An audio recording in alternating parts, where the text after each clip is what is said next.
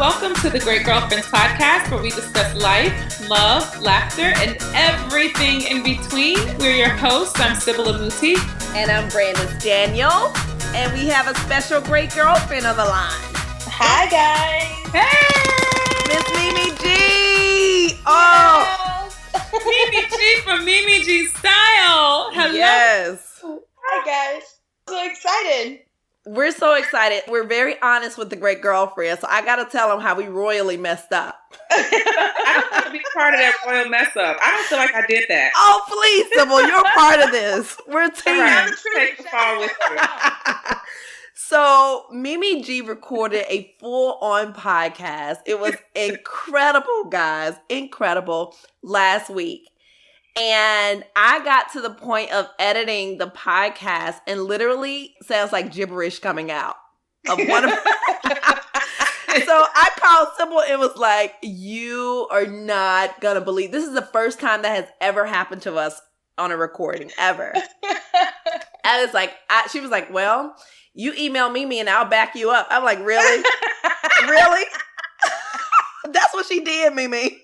I did. I said, you email her. I'll come behind you and I'll be like, yes, we're so sorry. Like, we really hurt. So I'm like, I sent the email to Mimi. You didn't back me up. I got no email from Sybil now. Exactly. I didn't see the email, so I didn't know you had already sent it. And she called me hot. She was like, I sent the email. You did not back me up. I was like, I didn't see the email. I'm so sorry. Oh, Lord. So this... You know what this reminds me of? What? Mimi, we had a cupcakes and convo. Oh, God. In February. And at the event, we're recording a live podcast. And like the first, 10 minutes did not get recorded? 5. Whatever. Something happened with her computer and we had to start it over, but it was very funny. It just reminded me of that earlier today. Except everybody knew because we were in front of a live audience. Yeah, I was sitting there like, guys, I got something to tell you. We were trying to keep our game face on. Oh, Lord. So here we go. So this podcast episode is super special because Mimi G graciously agreed to come back on and re-record with us. And I am so grateful for that. Thank you. No, it's my pleasure. Thank you. She likes us. We like you too, Mimi. I like you. She had to. Because we would have got a serious eye roll, side eye, and everything else. No, you know how when you do something like super amazing and you're like, man, that was so good. And then it doesn't work. You're like, wait, how am I going to recreate all that greatness? I felt that pressure. So, girlfriends, what you don't know is that our first encounter with Mimi was actually our recording of the podcast on last week. And it was some of that great girlfriend, like love at first conversation where Mimi started to tell us her story. So, Mimi, we came into that knowing about you a lot of what the public knows just about how you have built your do-it-yourself empire and done a lot of that through digital branding and marketing.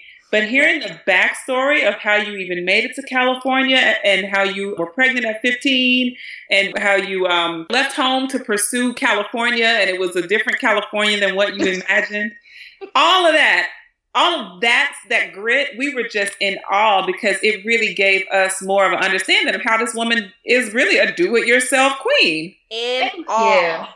In awe. Like, you really are that chick. So, like, me and Sybil, so sometimes I think we have this thing where we know what the other person is thinking. And I was like, oh my God, I hope she could do our conference. It'd be so amazing if her and Tico could come do the conference. And we asked Mimi, and literally we got an email like hours later, and her and Tico, her business partner, are going to be at the What Women Want conference. Yay! Woo! So exciting. So we're so excited. So Mimi, we would still love for you to go back and kind of tell the story because right now you are probably one of the most successful DIYers on the internet, I would say. Thank you. I would say so too. I would say so. I mean, you have, how many followers do you have? Well, on the blog, we average about 12 million page views a year. We do, I Wow. think, 220 something thousand on Instagram, close to 600,000 on Facebook. I'm not too sure what the numbers are on YouTube, but it's, I think, maybe about 130,000 subscribers. So we have a pretty large following across the board.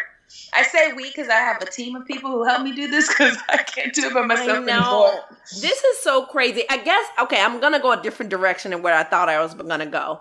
So okay. I want to know, there's so many people who want to jump into this type of business. And you're talking about all these huge numbers. But what happens when you record a video and you got 5, like how many viewers did you have on your very first video? Oh, Lord. Might have been like 20. I don't know. I love it. When I first started, I used to like write my blog posts and do my videos. And then I would sit back and be like, why the hell am I doing this? Ain't nobody reading this. Ain't nobody. I'm talking to myself. But I think you got to like get past that. I mean, that everybody starts that way. You know what I'm saying? You don't just start off being like this huge presence in really any business, even in the 9-to-5 job. You start at an entry-level position and hopefully you work your way up to where you want to be. So I didn't have a whole lot of expectation, but I had a lot of expectations for myself, what I wanted to do and accomplish. So that kind of kept me on track. How in the world do you keep going? It's like Tiffany the Budgetnista. Remember she talked about she used to put those financial tips up every day and like 2 people would like it? Yeah. I love Tiff. Wait, do you guys know Tiff is going to do my conference too? Oh my goodness! Yeah, she actually spoke at my tour. I did a Blogging 101 tour last year, and she spoke in New York when I was in New York for my conference. She's amazing. We've been like, we call each other second besties because Tigo gets jealous. Oh, that's so cool. Yeah, so we were excited when she said, wait, Tiffany's going to be there. I was like, really? Oh my gosh. Girl, we're going to have one big love fest / family reunion at this conference. Tiffany's amazing. She's amazing. Amazing. Yeah. But how do you keep going with 5 likes, with 20 likes? You know what? I think it's really, you have to want to be doing it for yourself. If you're not doing it for yourself, then you might as well just stop, because that's the whole purpose, right? So when I started the blog, I did it because I enjoyed doing it, because I wanted to share what I was doing. I wanted to look back at my accomplishments and see, this is what I made throughout the year, kind of like a digital diary of sorts. So my intention was always really just to share what I knew about sewing and what I knew about, fashion, and how I was kind of blending those things together. So I never thought, I have to get a certain amount of likes or interest in order to keep going. I just thought, well, I think if I can be consistent in what I'm offering, at a certain point, people will take notice. And fortunately for me, that was the case. But it took a lot of consistency, because sometimes there were moments when you're like, oh my gosh, why am I doing this? Nobody's watching. But as long as you're doing it for yourself, it's like when women want to lose weight. Women do things like that for themselves. People think it's for other people. We dress up for ourselves. We don't dress up for other people. Yeah, totally. I don't care I dress up because it makes me feel good. Absolutely. And so I do all things that way. I do it because it makes me feel good. I love that. Where was the shift? Was there a shift when you went from 20 views to, where are you at? Like you said, you're over 100,000 subscribers. That's a lot of people. Was there one thing that caused the shift? You know what? I think there are different points during my timeline where I can see that maybe something I did or something I posted created, I guess what we like to call, it went viral. And so the very first moment that I had that happen was I created a skirt for myself that was really popular on the blog, the Regal Maxi. And it created a frenzy. It's super basic skirt to me, and I kind of love and hate skirt at the same time, because it's like it caused me a lot of headache and stress when I tried to sell them. But it's still my highest and number one selling video tutorial to date, which was the beginning of monetizing my blog. So I love it and I hate it at the same time. But that was really when I started to notice that what I was posting was important and how I was sharing it was important, because that skirt got pinned. I think to date it's been pinned over 3 million times. What? Wow. Yeah. And so that was the first time where I saw a huge shift in my numbers, where I started to get a lot more interest. And I thought, I think if I share something that is helpful to other people, because what I did was I shared the skirt and I shared how to make the skirt. And I thought maybe that's going to be the difference in me, just posting sewing projects versus me teaching people how to do what it is that I'm doing on the blog. And then I have done all of this without any media or press. That was never my focus. So I think just being able to share it and for it to have picked up so organically was really just not only a testament to that what I was doing was good and useful to people, but also that when people rally around something that they really enjoy, they support it. And for me, my biggest audience is, of course, women, but the largest percentage of my audience is women of color. And they are incredibly supportive and loyal to my brand, which really bothers me when I hear, and this goes to the whole great girlfriend thing, when I hear that women don't support each other and you can't work with women. And because I find that to be such a big lie. Yeah. Because we do support each other. And, with the exception of those few that are in every race, in every nationality, it doesn't matter. There's always those people who may not be supportive and who might have negative things to say. But for the most part, I have seen nothing but an incredible amount of support and loyalty to my brand and what I do. And so I'm super grateful for that. That's amazing. Yes. Can you give us, Sybil kind of walked through a little bit of your story, but can you kind of give us the abbreviated version of how you got from Chicago to where you are now and kind of walk us through some of that process? Yeah, I'll try and condense it for you. I am a survivor, not a victim, because I refuse to be a victim, but I'm a survivor of sexual assault and molestation as a child. And in my family, nobody ever really talks about that. Nobody ever really did anything about it. It's just kind of, you sweep things under the rug.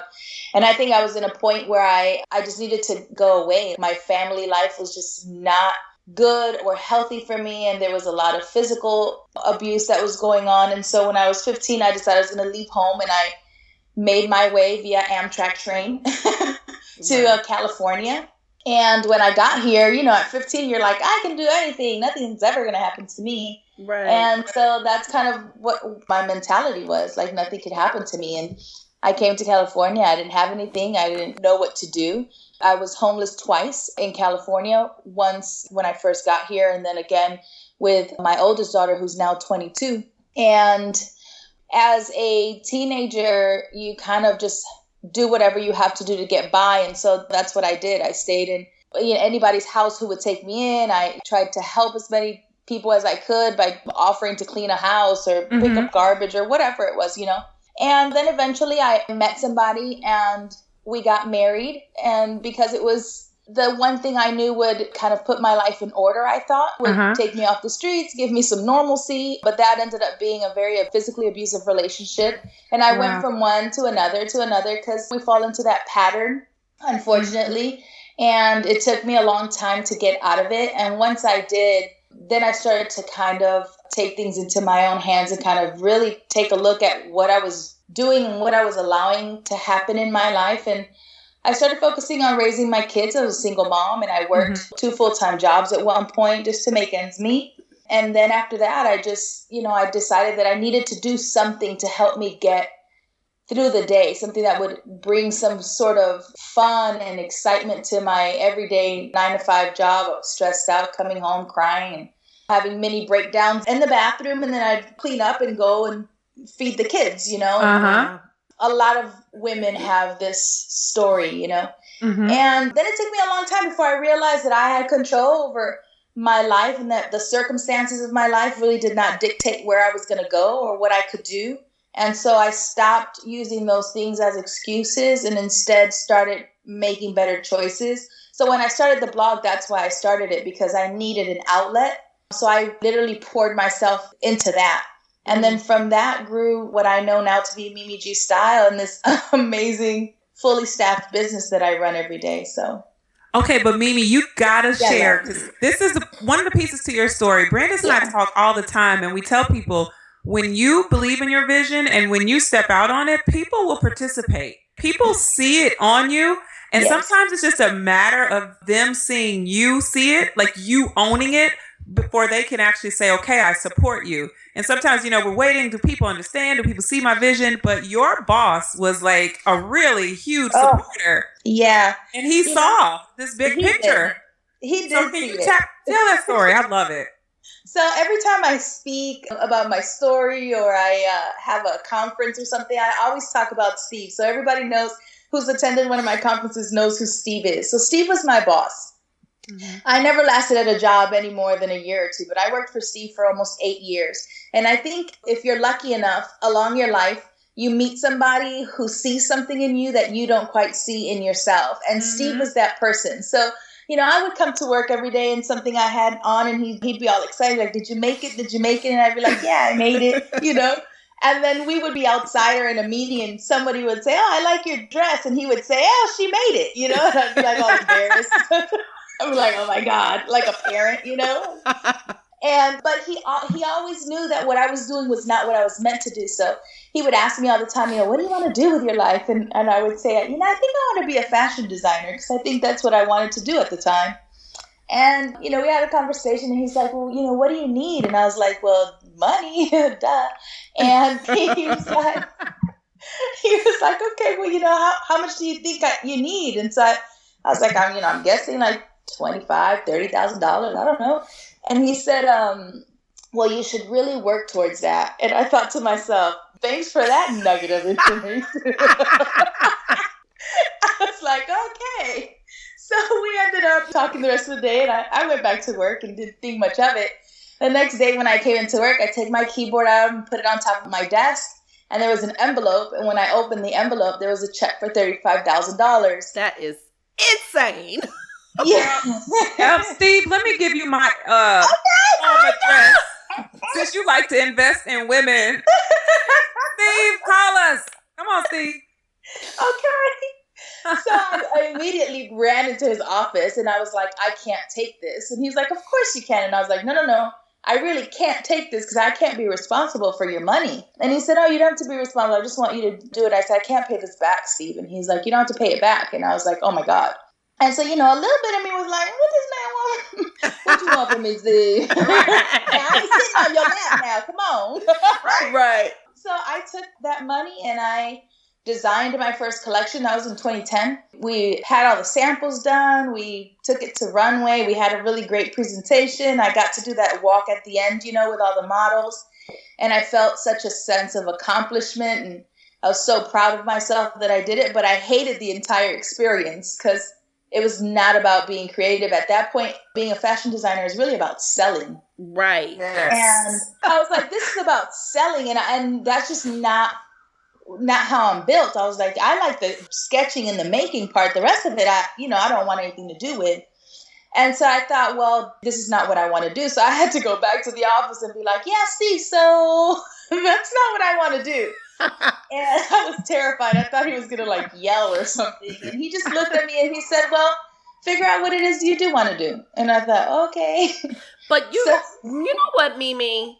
The powerful thing in this story is that you didn't feel stuck. Because a lot of people would have said, this man has given me $35,000. I hate this, but I'm going to keep doing it because I feel like I owe him this.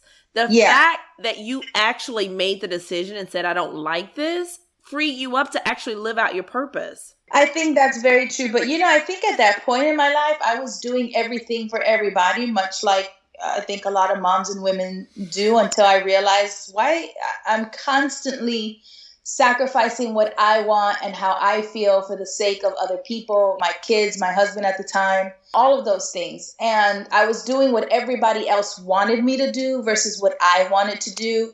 And I didn't say a lot because I didn't want to cause issues. I didn't want to ruffle feathers. So I think at that point with Steve, I had such an open relationship with him that I knew I could say, I didn't like it, Steve. This didn't make me happy. And Steve would be like, okay, well, let's figure out what it was.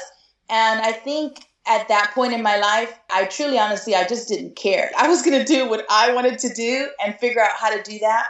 And fortunately, Steve was ride or die. So he was Let me ask you this question. Mimi, had you ever had anyone say to you, in the way, not even just with the check, but just say whatever it is you want to go after, figure it out and do it. Had anyone ever been that person for you before?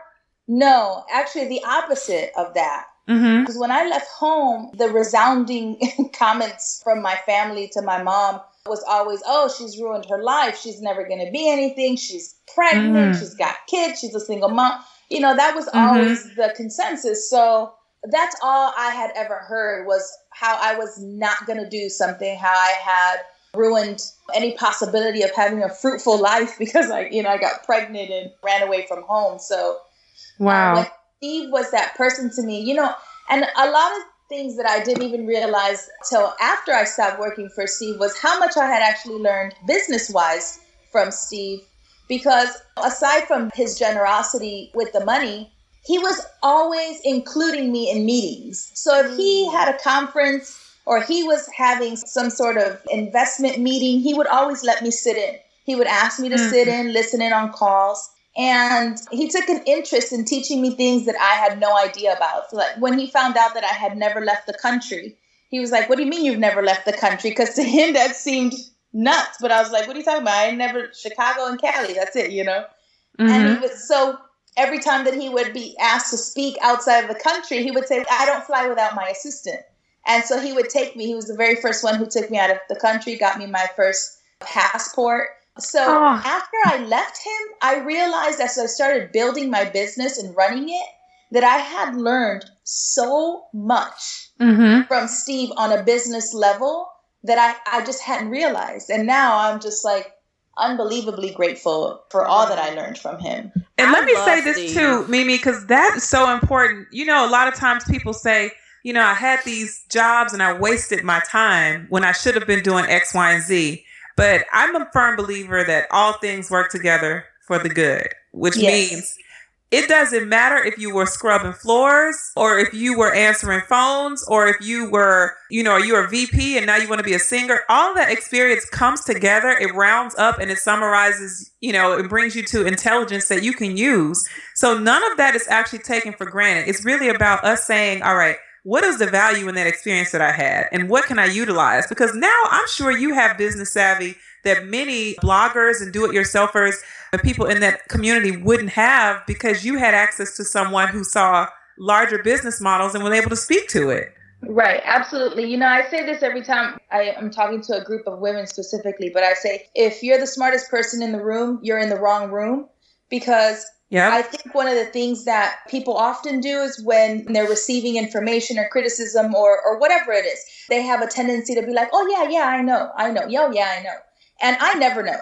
I mean, you could be talking to me about something that I feel I do know about, and I will act as if I don't know because there might be something in that conversation that you tell me that might be a bell, a whistle, a light bulb moment, And so I always think that if you leave yourself open to your circumstances, to your surroundings, to the people in your life, and always take information in as opposed to always feeling like you know everything, or if someone's giving you information, it's, it's hating, it's criticism, it's, sometimes people are just trying to give you information to help you.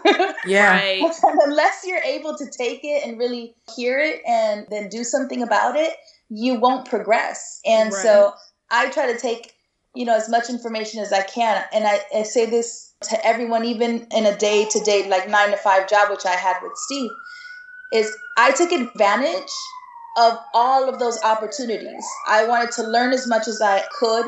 And I treated my job, although I didn't necessarily like my job or felt that it was my purpose in life, I took my job very seriously. So I always had a really great work ethic. And so I think that if people take advantage of those things in their lives that they're maybe not even aware of, it could open a whole new line of information that they're just not even open to at the moment, Absolutely. Absolutely. Mimi, will you marry us? I will. And can I meet Steve? I'm just saying. Incredible. I think each one of us has had that person. And I remember I was telling Brandis just last week, we were talking about this, how Oprah did that Angels thing many years back in the 90s, where you could nominate a person that kind of propelled you and sent you forward and encouraged you to take flight. And I know Brandis around HFR, you've had people like Miss Audrey served as that person for you in a lot of ways. Absolutely. And Tony served for that person for me in this stage of my life. And I just think it's so valuable that people understand that when you have that person, don't take it for granted, honor it. And like she said, be humble enough to receive the wisdom that, you know, someone would be willing to impart, because they don't owe this to us. Steve owed you was employment, and really that could have been terminated.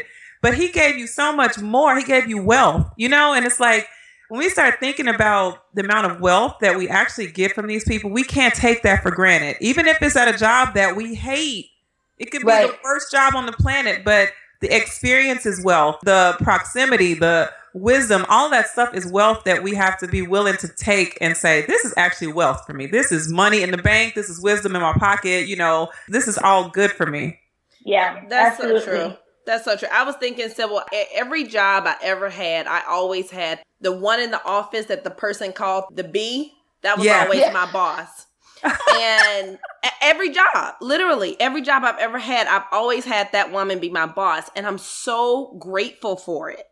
I think back now and I'm like, they didn't even know it, but they were prepping me for now. And like you said, every single experience you learn something from. Even that job when I was selling dismemberment insurance, which is if you like cut off an arm, which is crazy. But even that, I learned how to sell. I learned how to get opportunity. So every single thing works together. You're so right. Absolutely. You know, that one of the biggest things, he gave me a lot of things, but there was one moment that I had with Steve that I think changed my entire life. Was we were in Las Vegas for a conference, NAB, and we drove off after the conference into like the desert somewhere. It was like nothing around, and I'm like, dude, where we're going? And he's like, oh, I'm gonna go to the Shelby dealership.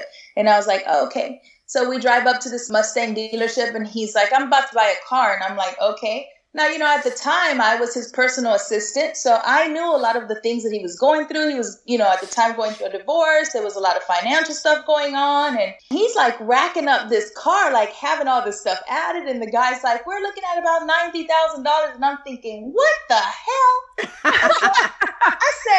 I pulled Steve aside, and I'm like, Steve, are you sure you want to do this? Because, you know, with everything going on. And he looked at me dead in my face, and he said, Mimi, I live as if. And I thought, the hell, this white man is crazy. I don't know what he's talking about. But later that day, what he said to me was like, if I live my life constantly telling myself that I can't or I don't have it, I never will, and I never will have it. And I thought, oh my God. And that's exactly what I was doing all the time. Before I even attempted to do something, I was like, oh, I can't do that. Oh, I don't have the money for this. Oh, I can't. I was constantly telling myself what I couldn't do instead of telling myself that I could do it and the reasons why I could do it. And from that moment on, I stopped doing all of that. And everything was about, you know, if something came up and I wanted to do it, it wasn't, oh, I can't do it, I don't have the money. It was, I can do it, and I'll figure out how to. Let me just get started. That's exactly how I've run everything after that in my life. Right. I love it. I love you, Steve. That hit me at my core. Oh, God. Yes, it's and you know what? Isn't it something?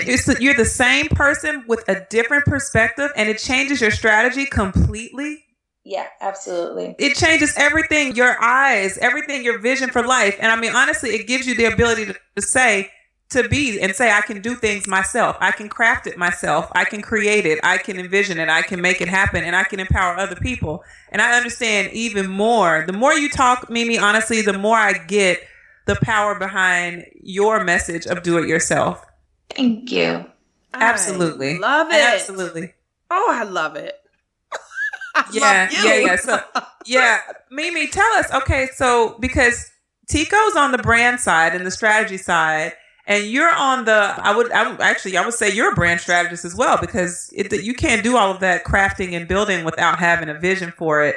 But what do you guys call the collective vision of what you're doing with Tico and Mimi? What is the niche that you guys are creating from that brand? So when Tico and I met, actually, it's only been just over a year now that it was like instant instant love. And, at that time I was well into the Mimi G style brand, which is actually how she recognized me when we first met. She said, "Oh my God, you're Mimi G." And I was like, "Yeah." And she's like, "Well, I follow you." And I was like, "Awesome." And then we became friends, and, now we're inseparable. And and we met at Harlem Fashion Row in LA, FYI. So cool. Right? Someone was at that event kind of like a full circle moment.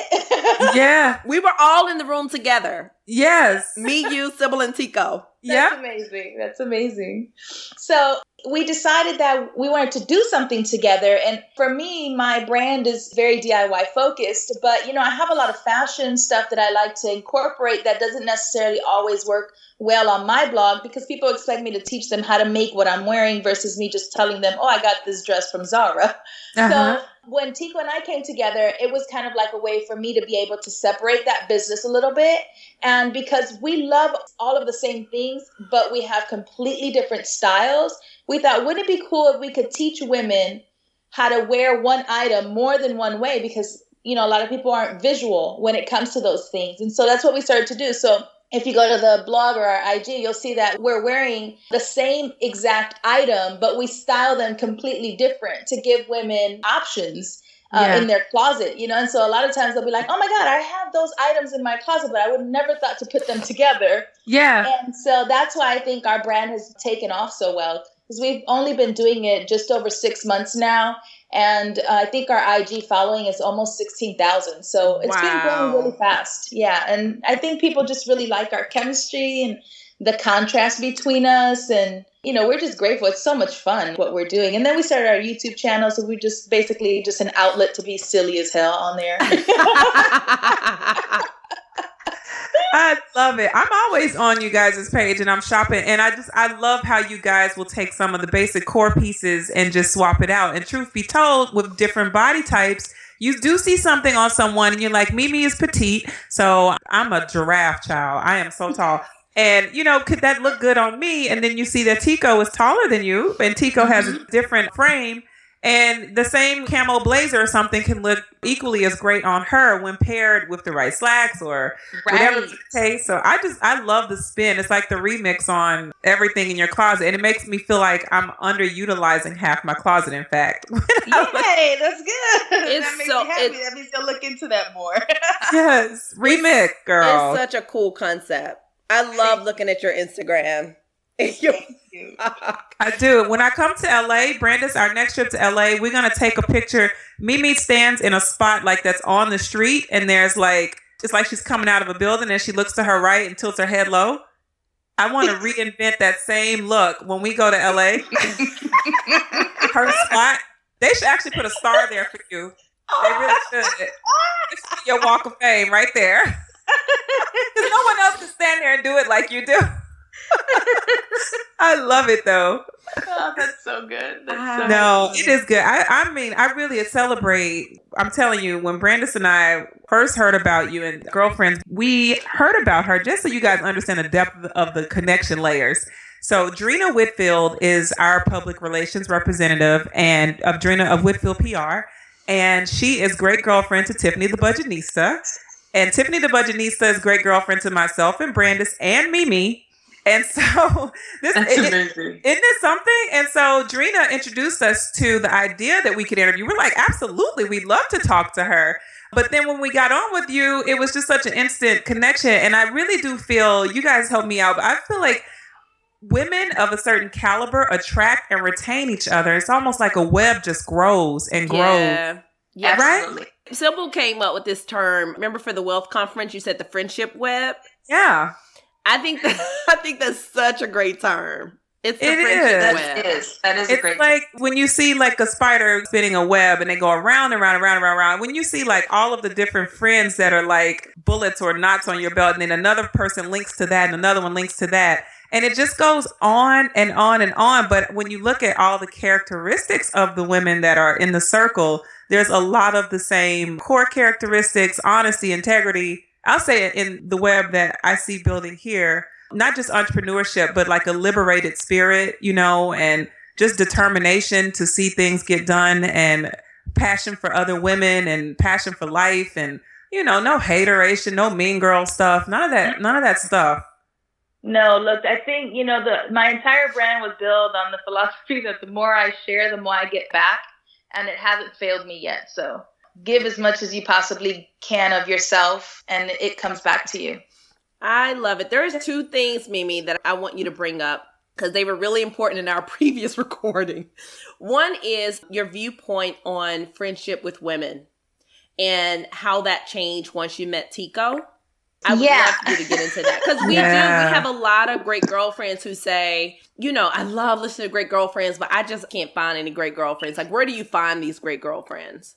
Right. Yeah. See, I think that it's easier for women to think that it's everyone else and not themselves. And it takes a lot, for a person to look inside, because I was one of those women who never had female friends. All of my friends were guys. I was like, I don't get along with women.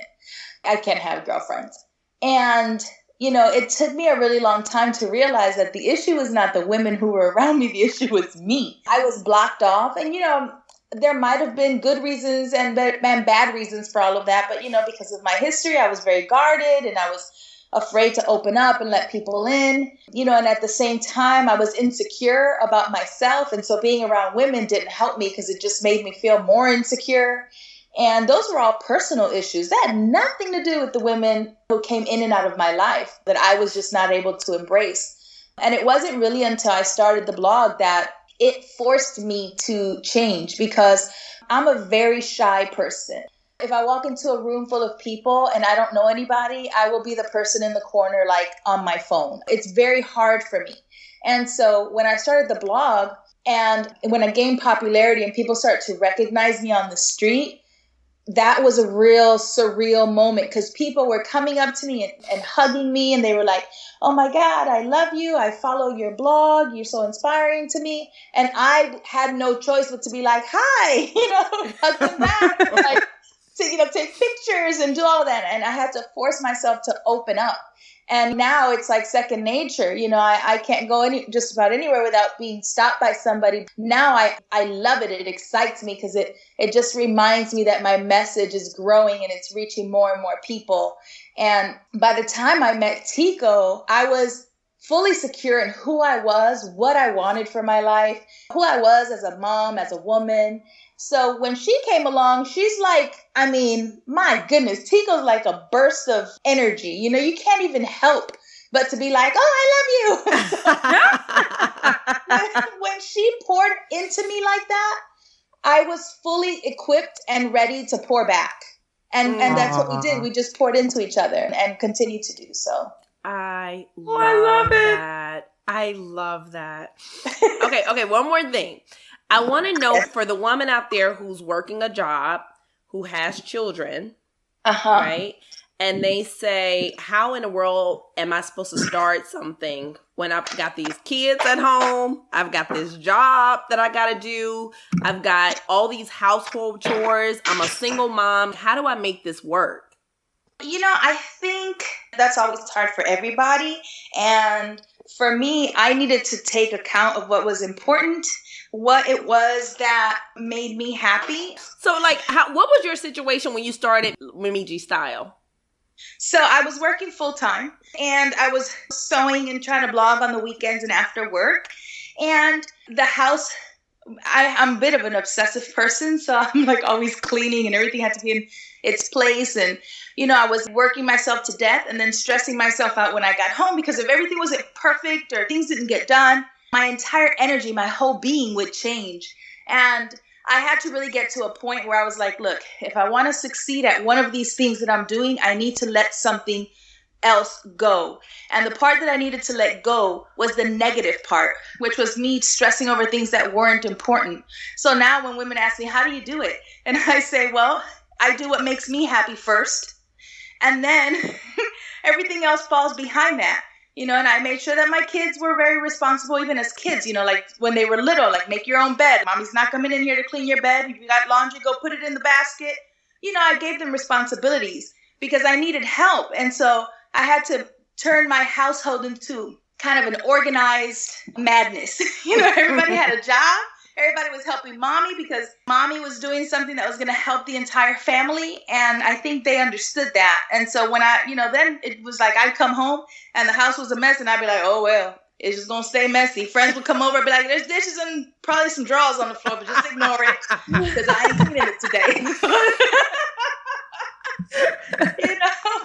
I think one of the things that women need to remember is that we always tend to sacrifice and to ignore what we want to make our households run smoothly, our families, our husbands, our boyfriends, our kids, whatever it is.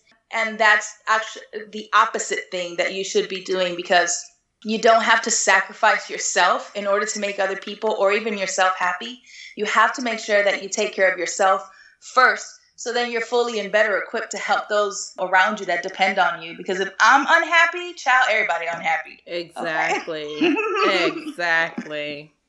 I love it. Thank you. Love, love, love. I love it. See, Mimi, we could keep you all day. I know, but I'm like, that was weird because there's so many of our girlfriends, they're single moms or they have children and they're just trying to figure out how the heck do I, I have something else I want to do, but I don't know where I find the time. Yeah. The time is there. The time is there. Really, if you organize yourself, this is a thing that, and sometimes if you take account of what you do on a daily basis, be like, how many TV shows did you watch? You know what you could have been doing? How much time did you spend on Facebook perusing other people's business? Woo! How long was you on the phone talking to your girlfriend about nothing? Like, seriously, there's so much time in the day if you just make better use of it, Yeah. Somebody said this, and I was at this conference, and this guy was talking to one of the participants, and he told the lady, he said, snap out of it. She had a list of why everything wasn't working, and he just said, snap. Huh? He told her to snap out of it. He said, listen, snap out of it, grow up, be attentive, be grateful, move it forward. He was like, shut up, snap out of it. Like, just stop. And quite frankly, when you start rattling all the lists of why, all the just, snap out of it. Like, seriously, stop. Yeah, all that time you just wasted making a list of... You could have been doing your get it done list. And quite frankly, it sounds like a toddler, a kid who has no tools, who doesn't know how to handle or manage what has come his or her way. I would tell my daughter, snap out of it. Come on, baby. Like, really, we gotta tighten this up. And so, that's for the people who are there's a lot. There's always going to be a lot. There's stuff's going to keep coming, right? It's always going to be something extra, especially when you got kids. Those jokers can just create a situation in a minute. And you just have to wipe up the mess and keep it moving. At the end of the day, you can look at yourself at 90 and all the reasons why it didn't work, or you can look at 90 and be on a beach somewhere thanking God that it worked. Exactly. I love it. Yeah. Mimi, we love you. Yes, we do. I love you too. We're so excited to see you in a couple weeks. Yes. So much fun. It's going to be so much fun. Tell Tico we cannot wait to meet her. I will. She just texted me, and this is how you know you have the right friend. When she texts you, I miss you and I'm hungry. Right? And you know exactly what that is. You're like, yeah, I feel you, girl. I love it. Aw. Mimi, so just tell everybody where we can find you. And I heard you mention the conference, so go ahead and let everyone know about that. Okay, yeah, I do a conference every year. It's kind of my way of giving back to all the fans. So we sold out the first 24 hours that tickets went on sale. It's almost 300 women. They all gather every year in LA, and we have like 3 days of amazing fun. We do workshops, we go shopping, we have a fashion show. So once tickets go up for 2017, I'll make sure and post. Everything always is on the blog, which is mimigstyle.com. And then all my social media handles are at mimigstyle. Awesome. And Mimi and Tico. Yes. Oh, yeah. And then, of course, the fashion blog with Tico, which is ticoandmimi.com. And our IG is at Tico and Mimi. Excellent. Yes. And that's TIEKO and Mimi. Yes. MI. All right. Well, we want to thank our husbands. My husband, Kwaku, is just woo woo. Can't say nothing but thank you, Lord, for that dude. That's it. And thank you to Rich for holding me down always. I couldn't do what I do without him. Yes, and let's roll call on these kitties. Sam and Jeff, Mommy love you. And Sky, y'all, can you guys hear Sky? Yeah, she just rang the alarm. Oh boy. And Miss Sky. I heard Sky. And Mimi? Yes, my babies, Chastity, Lexi, Bubby, who's my little boy, and Imani. Oh, such cute names. And to all of the girlfriends, our great girlfriends, and all of Mimi G's community, we thank all of you for trusting us all as your go-to source for everything life, love, and laughter. You can listen to our podcast, on our website, iTunes, Stitcher, and Blueberry. Remember to check us out on Instagram, The Great Girlfriends, Facebook, The Great Girlfriends, Twitter, _Great BFF. and send all of your friends to our Facebook group as well. Absolutely. We're about 12,000, over 12,000 strong in that group. Yes, and our goal this year is to reach 16,000 women in 2016. I think we're going to do it. Oh, we're absolutely going to do it. I think so. Help us out, girlfriends. Help us out. Okay. All right. Post your questions online. Be sure to share with your friends. Keep listening and keep being a great girlfriend. I'm Sybil. I'm Brandis. And I'm Mimi G. And we're signing off. Woo!